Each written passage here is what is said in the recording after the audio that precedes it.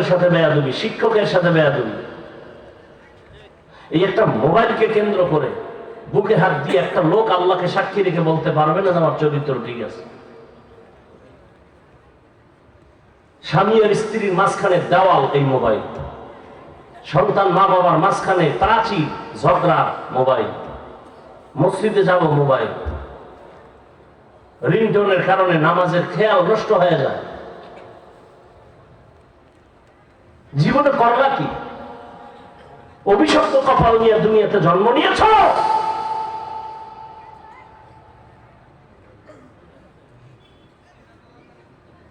অথচ তোমার মতো যুবক, জেনারেল লাইনের যুবক, জীবনে মাদ্রাসায় পড়ে নাই, তোমার মতোই যুবক, দেখো কৃষি কাজ করে, 5 বেলার নামাজ পড়ে। তোমার কপালটা তো খারাপ কেন? র্যাব, আর্মি, পুলিশ, বিডিআর এর চাকরি করে, নামাজ পড়ে, ব্যবসা করে, নামাজ পড়ে, চাকরি করে, নামাজ পড়ে, রাস্তায় গাড়ি চালায়, নামাজ পড়ে। জেনারেল লাইনের যুবক, ঢাকা কলেজে যাও, জাহাঙ্গীরনগরে যাও, বহু ছাত্র কলেজে, পাগড়িওয়ালা, দাড়িওয়ালা, কেউ ভাই তুমি মাদ্রাসার খতিব, মসজিদের খতিব, বলে না। এই হালাত কেন? বলে উলামায়ে কেরামের নেক নজর লেগেছে। কি হয়েছ তুমি? মা বাবার বরদোয়া তোমার উপরে, শিক্ষকের বরদোয়া তোমার উপর, আলেমের বরদোয়া তোমার উপর। তুমি জীবনটা কি বরদোয়া দিয়েই মরে যাবা? চেহারার মধ্যে কোনো নূর নাই, সারা রাত কবিরা গুনাহ করতে করতে চেহারা নষ্ট করে ফেলেছে। তোমার দিকে তাকাইলে মায়া লাগবে না কেন? তোমার চেহারা নষ্ট কেন? 40 বছর পর্যন্ত চেহারায় কোনো মেডিসিন দিবা না। আল্লাহ এমন ভাবে বানাইছেন যে দুনিয়ার সব শরীরের অংশ নষ্ট হলেও চেহারা নষ্ট হবে না, কোনো মেডিসিনের দরকার নাই। 20-25 বছরে চেহারা নষ্ট কেন তোমার? দরওয়াজা জানালা আটকায় কি করো কেউ জানে না, আল্লাহ জানে না। কয়দিন আর গাদ্দারি করবা আল্লাহর সাথে? আর কত রাত গুনাহ করলে তোমার মনের আশা মিটবে, তারপরে তওবা করবা? আর কত মাইয়ার চরিত্র নষ্ট করলে তোমার মনের আশা মিটবে, তারপরে তওবা করবা? আর কত শতবার পার্কে পার্কে আড্ডা দিলে তোমার মনের ঝাল মিটবে, তারপরে তওবা করবা? এত রাত গুনাহ করছো, স্বাদ মিটে নাই? কত মাইয়ার চরিত্রের উপরে হামলা করেছো, এখনো স্বাদ মিটে নাই? মা বাবা নাক চুল কেটে দিয়েছো,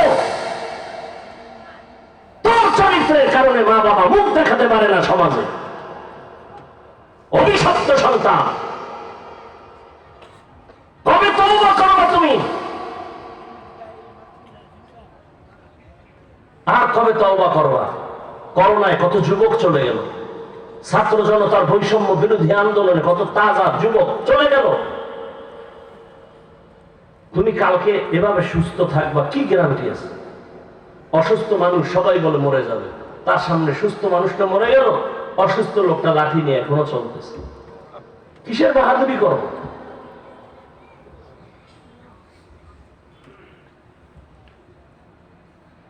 আল্লাহ হেদায়েতের দৌলত দান করেন।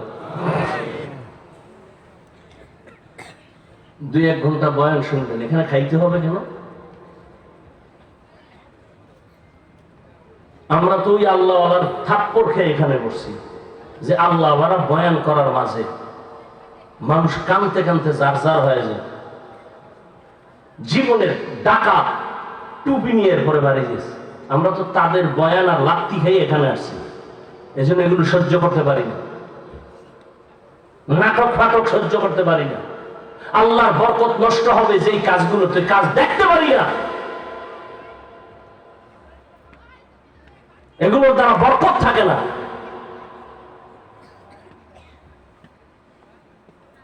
ওয়াজগুলোকে মার্কেট হবে কেন? আবার সেই মার্কেটে বেলুনের দোকান কেন, খেলনার দোকান কেন? কোরআনের বাজার উপলক্ষে সেই মার্কেটে আবার কেন বেপর্দা নারী ঢুকবে?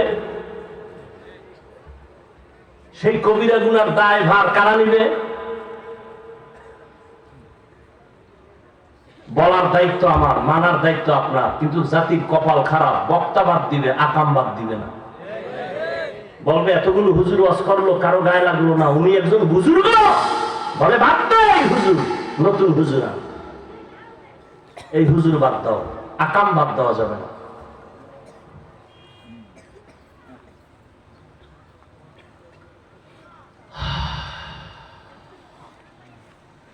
আল্লাহ আমাকে হেদায়েত দান করেন।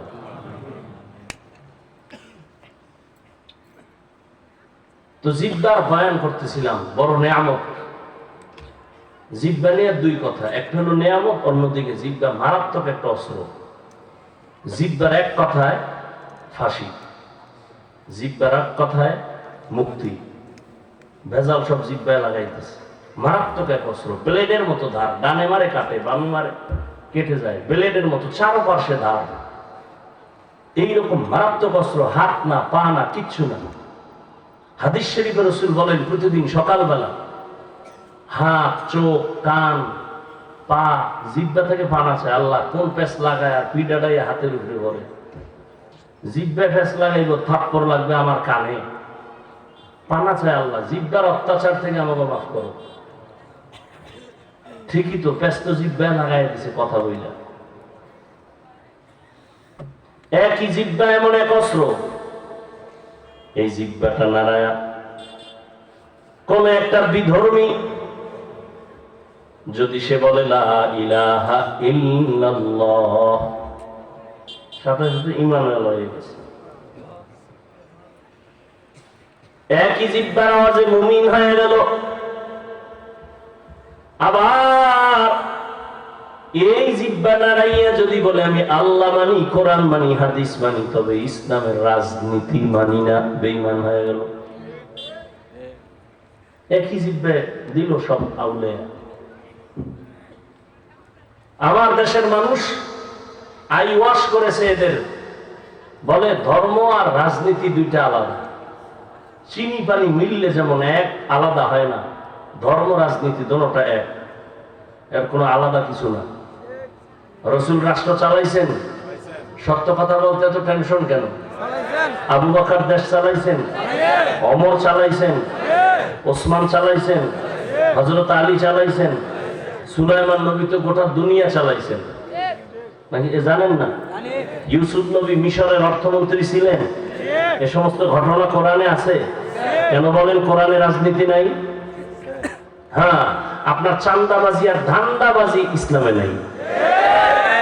মানুষ জবাই করা, মানুষের বাড়ি ঘরে আগুন লাগায় দাও, এটা ইসলামে নেই। ইসলামে কি আছে? মালিক যেই প্লেটে খাবে, গোলাম একই প্লেটে খাবে। ইসলামের রাজনীতি কি? কর্মচারীর ঘাম পড়ার আগে বেতন দাও। আর ধান্দাবাজি আর চান্দাবাজির রাজনীতি কি? কাম কইরা ব্যবসায় যাবি, বেতনের জন্য রাস্তা আন্দোলন করবি, পুলিশের পিঠা খাবি, তারপর বেতন দেওয়া হবে না। সব চান্দাবাজ ধান্দাবাজেরা জানে ইসলাম শান্তির মূল ঠিকানা, এরপরও মানে না কেন?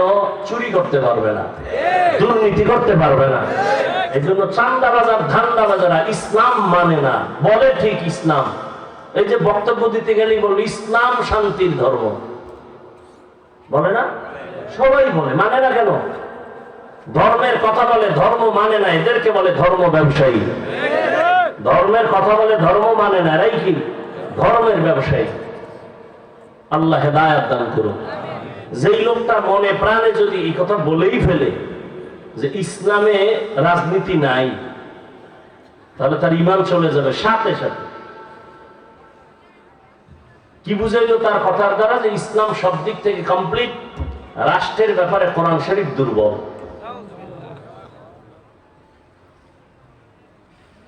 খুব হুঁশ। বর্তমান বাংলাদেশে রানিং এখনো আমাদের আলেমদের মধ্যে চেয়ারম্যান আছে না নাই? বিবারিয়া আপনাদের পাশে না? ওই যে আমজাদ হোসেন আশরাফি বক্তা, দামাত বারাকাতুহুম, আমাদের মুফতি হেদায়েতুল্লাহ আজাদি, নোয়াখালী আছে খালেদ সাইফুল্লাহ হাফিজি হুজুরের জামাতা। সরকার চাউল বরাদ্দ দিছে, এটার বস্তা বাইন্দা সাইকেলের পিছনে লয়া মানুষের বাড়ি যায়, নিজে মাইপা দিয়ে আসে। আলেম যদি মানুষের দায়িত্ব নেয়, কিছু হোক না হোক, দুর্নীতি আর চুরি হবে না। তবে আলেম এটা চায় না। ওই চেয়ারম্যান, এমপি, মন্ত্রী আর ডিসিএসপির চেয়ারের থেকে এই চেয়ারের মূল্য অনেক বেশি। কিন্তু জুলুম যখন করে তখন আলেমদের কর্তব্য হয়ে যায় মানুষকে জুলুম থেকে বাঁচানোর জন্য ওই জায়গা দখল করা। না হয় যে চালাক দশ ছাত্র বৈষম্য বিরোধী আন্দোলনের সফলতার চাপ উঠছে ওই দিন ওলামায়ে কেরাম ছাত্র নিয়ে মাঠে নামছেন যেদিন। কিন্তু কেউ বলে না আমরা ক্ষমতায় যাব, বলছে উপদেশটা যে হোক না হোক দরকার নাই, তবে জুলুম করলে আবার আন্দোলন হবে। মুসলমানের আন্দোলন একবার না বারবার। আর কিশোরগঞ্জের মানুষ নাকে তেল লাগায় ঘুমায় স্বাধীন স্বাধীন বলে। দেশ স্বাধীন হইলে চট্টগ্রামে আইনজীবীর গলা কাটে কেন? খবর নেই। সারাদিন ফেসবুকে কি দেখো, খবর নাই। মুসলমান তো স্বাধীন বলে ওদিন নাক টেনে ঘুমাবে যে ইসলামের স্বাধীন হবে। আল্লাহ হেদায়েত দান করুন। ইয়া আইয়ুহাল্লাযীনা আমানুত্তাকুল্লাহ, একই জিহ্বা মারাত্মক। একটা অপরিচিত মাইয়ারে ধইরা এক যুবক ছেলে দুইজন সাক্ষীর সামনে বলে তুই আমার বউ, রাজি আছুনি? কয় আমিও রাজি। সাক্ষী দুইজন কয় ঠিক আছে, বউ হয়ে গেছে। আবার এই জিহ্বা দিয়ে যদি আপন স্ত্রীকে যদি বলে তুমি তালাক, একই জিহ্বায় তোমারে বিদায় করে দিল। বিচারপতি বিচারের চেয়ারে বসে ফাঁসির আসামিকে যদি জিহ্বা নাড়ায় বলে তুমি মুক্ত, ফুলের মালা নিয়ে বাড়ি যাবে টেনশন মুক্ত। আবার এই জিহ্বা নাড়াইয়া বিচারপতি নিরপরাধকে যদি বলে পুলিশ হ্যান্ডকাপ লাগায় দেয়, নিরপরাধের হাতে হ্যান্ডকাপ লেগে যাবে, আসামির কাঠ গড়ায় যাবে। একই জিহ্বা ডানেও দৌড়ায় বামেও দৌড়ায়। মানুষ বলে মুখের কথাই জয়, আবার মুখের কথাই ক্ষয়। এই জিহ্বা পরিচয় করায় দিন আমি মুমিন না মুসলমান না বেঈমান। এই জিহ্বা পরিচয় করায় দেয় আমি একজন ভালো মানুষ না খারাপ মানুষ। আমার জবান আমাকে পরিচয় করায় দেয় আমি আলেম নাকি একজন মূর্খ মানুষ। জবান এত মারাত্মক, এটারে কেমনে কন্ট্রোল করা যায়? বলে হাত অন্যায় করে বেঁধে দাও, কন্ট্রোল হয়ে যাবে। হাত আর অন্যায় করবে না। পা অন্যায়ের দিকে হাতে পা বেঁধে দাও খুঁটির সাথে, আর অন্যায় করবে? করবে না। পাঠান আসিল, পাঠান, পাঠানের বাড়ি আর এক পাঠানে গেছে চুরি করতে, বুঝেন না? টের ভাইয়া ধৈরা খুঁটির সাথে পাও দুইটা বাইন্দা রাখছে, বাইন্দা করিমগঞ্জ থানায় গেছে। কথার কথা গিয়া গাছ হার চোর বাইন্দা থুয়েছি পাঠান। কই বাঁধছো? বাড়ির দরজায় খুঁটির লই। কেমনে? দুই পাও কঠিন ভাবে বাঁধছিল। হাত বাঁধছো? না, হাত বান্ধি নেই। তুমি কি পাগল? চোরের পা বাইন্দা থুইছো, হাত বান্ধ না, সুইটা যাবে না? হাত দিয়ে খুইলা ও মাথায় হাত দিয়ে ঠিকই তো। কতক্ষণ ভাই বেটাই ওটা স্যার কোনো টেনশন নেই, ও পাঠান আমিও পাঠান। আমার মাথায় যেহেতু ঢুকে নাই, ওর মাথায় ঢুকবে না। ও হিসাব হাদিয়ার লোভে হ্যাঁ হাজির গিয়ে দেখে সেই কুলের বলদ খুঁটির গড়ায় হয়ে গেছে। ওইভাবে হাত দিয়ে আর বান খুলে নেই। পা অন্যায় করে বেঁধে দাও, হাত অন্যায় করে বেঁধে দাও, কন্ট্রোল হয়ে গেল। চোখ অন্যায় করে কালো চশমা লাগাও, মেকআপ লাগাও, আর খারাপ দেখবে না। কান অন্যায় কথা শুনে পট্টি লাগায় দাও। জিহ্বা যে অন্যায় করে, ঘুমের মধ্যেও আমি ঘুম বেউস, আমার থেকে অ্যাডভান্স জিহ্বা, আওয়াজ চলতেছে। ঘুমের মধ্যে একজনে ডাক দিছে উঠ নামাজ পড়া লাগবে। কাঁচা ঘুম দিছে, কাঁচা গালি, ও উঠানো থুইয়া দৌড়। পরে ঘুমের তুই উঠার ফোন দিছে, বন্ধু কই তো, তোর সাথে কথা নাই, যেই কাঁচা গালি দিছ। বলে আস্তাগফিরুল্লাহ, আমি একটা গালিও দিইনি। বলে অবশ্যই দিয়েছো। মানে আমি কি বলছি তা তো আমি জানি না। ঘুমের মানুষ মরা। তাহলে আমি ঘুমাইছি, আমার হাত দুর্বল, পা দুর্বল, জিহ্বা চালু, ও আর শক্তি চালায় যেতেছে। এটাকে কন্ট্রোল কেমনে করি? রশি দিয়ে আবার ঢোকা সম্ভব না। কষ্টেপ লাগাও, লাগানো যাবে কষ্টেপ, দামি কষ্টেপ লাগবে জিহ্বায়। আল্লাহ এটার সাথে এমন মেডিসিন মাইরে দিচ্ছেন, এখন কষ্টে ধরবে না, সুপার গুলো লাগবে না, অল টাইম জিহ্বার সাথে পানি। কারো যদি পানি শুকায় যায়, বলবে আমি মরে গেলাম, ডাক্তার বলবে ডায়াবেটিস হাই, তাড়াতাড়ি ঔষধ খাও, হালকা মিষ্টি খাও, এইভাবে হাঁটো। এমন ভাবে জিহ্বা আল্লাহ বানায় দিচ্ছেন। তোমার পুরা চেহারার মধ্যে যদি কোনো গোড়া হয়, এই যুবক ভালো করে শুনো, জিহ্বার মধ্যে যদি কোনো কি হয়, গোড়া হয়, এই শাহাদাত আঙ্গুল জিহ্বা লাগায় লালা লাগাও 3 বার বিসমিল্লাহ বলে, অন্তত চেহারার কোনো রোগ থাকবে না। হ্যাঁ, তবে রাত্রে মোবাইলে আকাম করে যদি গোড়া উঠে, এড়া যাবে না। হাসিও না, কথাগুলো মনে করিল শুয়ে শুয়ে, আমি হাসির একটা কথাও বলিনি। আল্লাহ, তো জিহ্বাটা কেমনে আটকাবো? কষ্টে লাগবে না, সুপার গুলো লাগবে না, রশি লাগবে না। আল্লাহ কয়, আমি তো তোরে দয়া করে বানাইছি, ভালোবাসার চূড়ান্ত পরিচয় দিয়ে তোকে সৃষ্টি করেছি। হাতটারে কন্ট্রোল করতে পারো, চোখ পারো, কান পারো, পা পারো, জিহ্বা পারবি না। তবে হ্যাঁ, আমি নিজেই তোর জিহ্বা আটকানোর জন্য, কন্ট্রোলের জন্য আমি কুদরতি একটা মেডিসিন দিছি, এটা লাগা। আমার কুদরতের মেডিসিন দিলে জিহ্বা কন্ট্রোল হয়ে যাবে, ভিন্ন কোনো মেডিসিনে কাজ হবে না। আর আমি আল্লাহর দেওয়া সে কুদরতের মেডিসিনের নাম তাকওয়া। এজন্য আয়াতের শুরুতে আল্লাহ বলেন, ইয়া আইয়ুহাল্লাযীনা আমানুত্তাকুল্লাহ, প্রথমেই বলে আমি আল্লাহকে ভয় করো, তাকওয়া অর্জন করো। ওয়া কুলু কাওলান সাদীদা, জবানের দ্বারা যা বলো সত্য, সঠিক, শালীন ভাষায় বলো। তাকওয়া নামের মেডিসিন লাগায় জবান হেফাজত করো, আল্লাহর ভয়। খলিফাতুল মুসলিমিন ওমর ফারুক ছোট পাথরের একটা টুকরা মুখের মধ্যে রাখতেন, অনর্থক কথা যেন বের না হয়, তো আল্লাহর কাছে হিসাব দিতে হবে। প্রয়োজনে পাথরটা বের করে কথা বলতেন, আবার মুখে রাখতেন। আল্লাহর ভয়। সন্তান মা বাবার ভয়, অন্যায় করে না কেন শাস্তি দিবে। ছাত্র শিক্ষকের ভয়, অন্যায় করে না শাস্তি দিবে। আসামি অন্যায় করে না, বিচারক জেলখানায় নিবে। ঠিক এই দুনিয়ায় যারা আমার আল্লাহকে ভয় করবে, ওই বান্দা গলায় ছুরি লাগাইতে পারে, কিন্তু দাড়ির মধ্যে অস্ত্র লাগাবে না।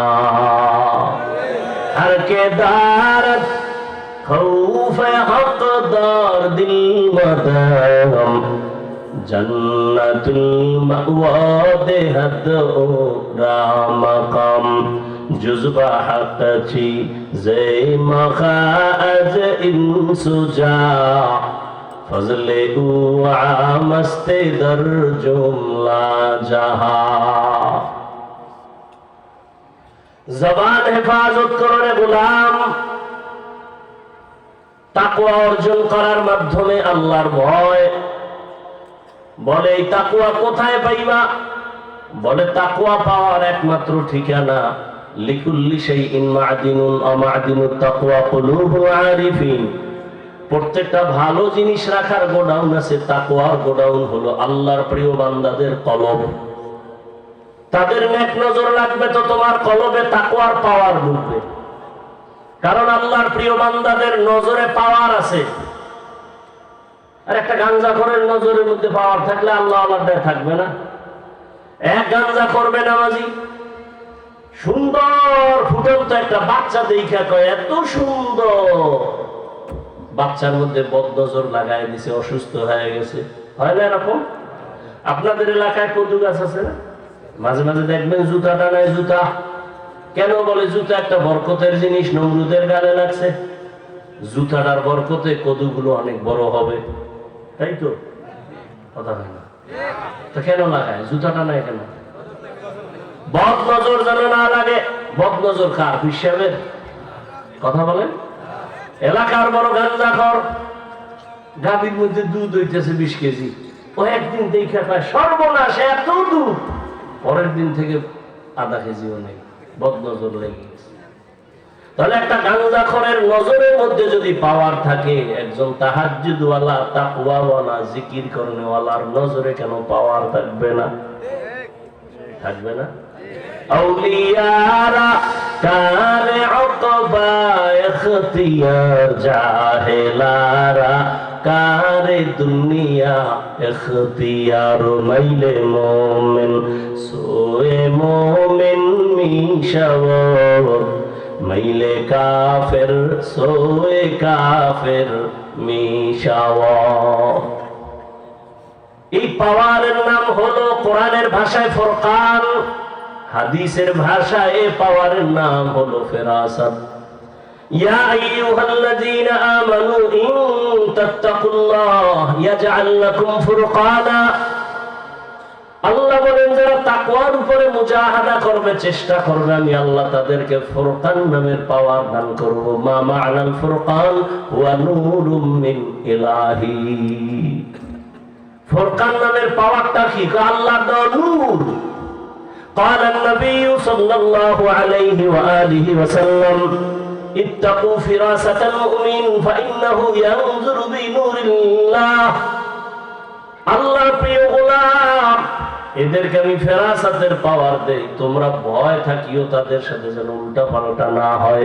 তুমি যা দেখো না, আল্লাহর প্রিয় বান্দা যারা তারা অনেক কিছু দেখেন, ফেরাসাতের পাওয়ার দিয়া, আল্লাহর দেওয়া নূরের আলো দিয়া তারা দেখতে পায়।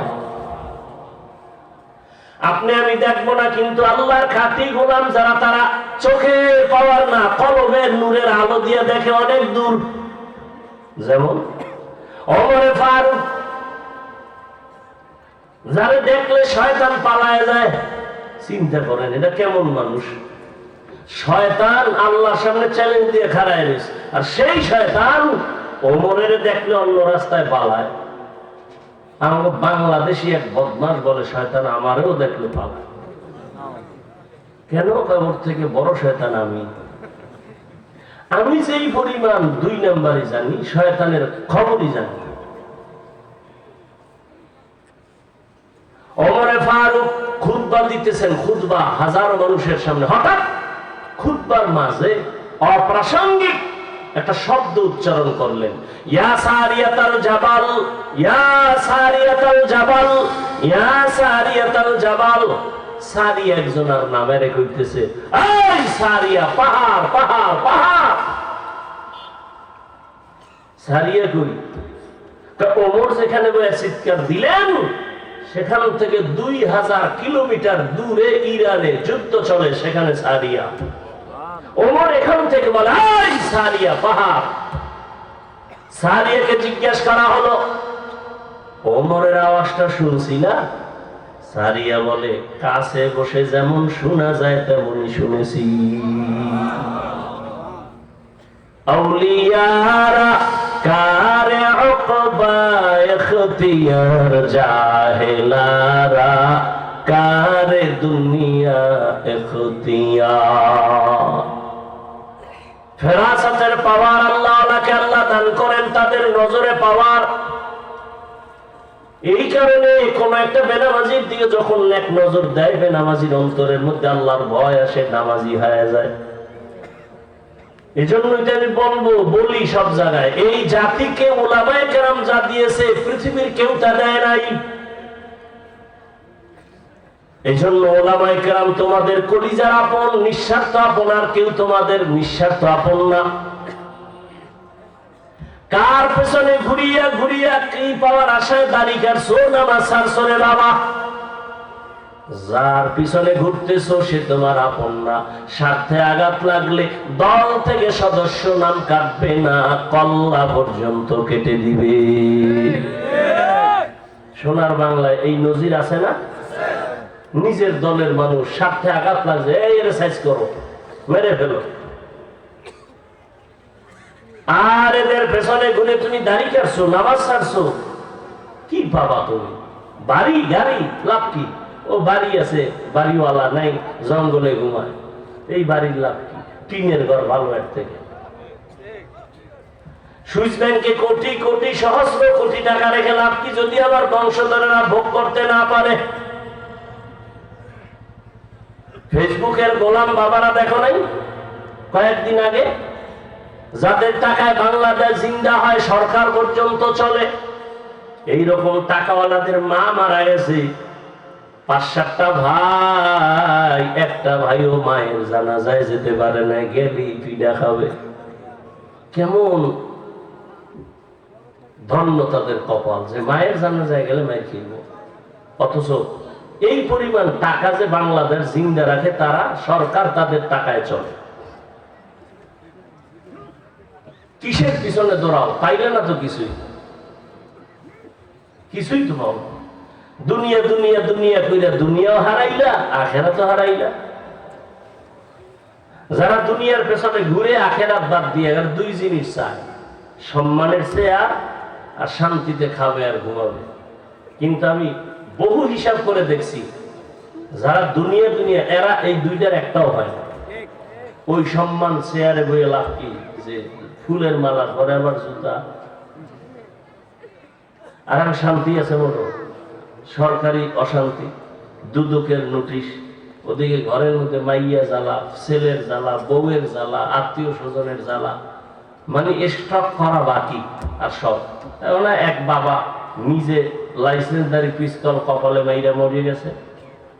হ্যাঁ, শান্তির জীবন, বিনা হিসাবে জান্নাত পাওয়ার আশায় নিজের পিস্তল ঠেকায় দিছে। এই পরিমাণ দুঃখ তার সন্তান নিয়ে। আল্লাহ হেদায়েত দান করে। আপনারা আমল করবেন কিনা সেই দায়িত্ব আমার না, কোন আলেমেরই না। প্রত্যেকটা আলেমের দায়িত্ব শুধু আপনাকে শালীন ভাষায় বুঝানো। না, আপনি মানবেন না, কিচ্ছু বলবেন আলেমরা। আমরা জানি আপনারা কি পরিমাণ আমাকে গালি দেন, আমরা একটা গালির জবাব দিই না, দেখলে সালাম দিই, হাসি মুখে বুকে লাগাই, বলি না এই বেটা বাজি সি সি সি দূরে যা। কোন আলেম বলে না, সালাম দিলেই বুকে লাগায়। একথা বলে না এই তোর পোশাকে ময়লা, তুই প্রস্রাব করে পানি লও না, কাছে আসবি না, এটি বলে না। কাছে আসছে, যুবকের পাইছে, বুকে লাগাইছে। এটা মদিনার আদর্শ। ওলামায়ে কেরামের এই আদর্শ দিয়েই যা করেছে, সরকারের কোটি কোটি টাকা র্যাব, আর্মি, পুলিশ, বিডিআর এদের পেছনে খরচ করাইয়া বড় বানায়, আর্মি বানায়, র্যাব বানাইয়া অস্ত্র দিছে, যাও দেশ ঠান্ডা করো। পরিপূর্ণ পারছে? কথা বলে না। আর আলেম ওলামারা নিজেরটা খাইয়া, আটার রুটি ডাউলের পানি খাইয়া, মানুষের পায়ে ধরে ধরে তাবলিগ ওয়ালা, চরমনাই বলেন, উজানি বলেন, সমস্ত উলামায়ে কেরাম বহু ডাকাত সন্ত্রাসীকে তসবিহ আর পাগড়িওয়ালা বানায় দিছে। এরপর দুনিয়ার সরকার এই আলেমদের কি মাইনাস করার চিন্তা করে। অথচ উলামায়ে কেরাম যেই পরিমাণ উপকার করছে জাতি, কেউ করেনি। সরকারি চাকরি করে ডিউটি 8 ঘন্টা, বেসরকারিও ডিউটি কয় ঘন্টা? নিম্নে বেতন কত বলেন? একটু কথা আমার সাথে শেয়ার করেন। কত বেতন? নিম্নের বেতনটা কত? 20,000 ধরেন। কত? 20,000। আর টেবিলের নিচে তো মুক্তা টুক্তা অনেক কিছু আছে। ডিউটি কয় ঘন্টা?